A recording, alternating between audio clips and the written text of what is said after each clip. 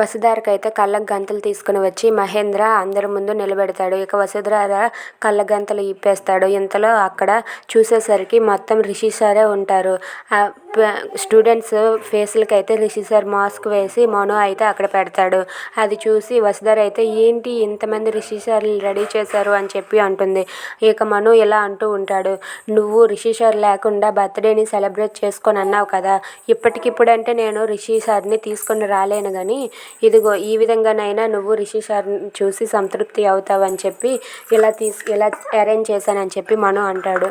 అది విన్న వసుధార అయితే చాలా హ్యాపీగా ఫీల్ అవుతూ ఉంటుంది. Thank you Manu sir, thank you so much అని చెప్పి అంటూ ఉంటుంది.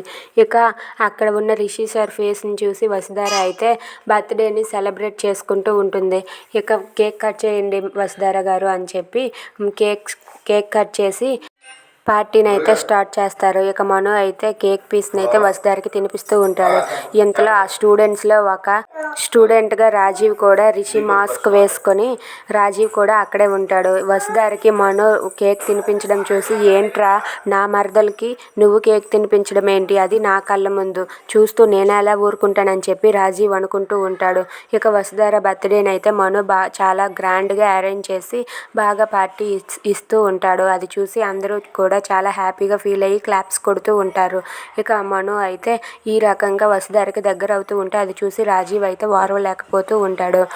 Thanks for watching friends, please subscribe our channel. Thank you.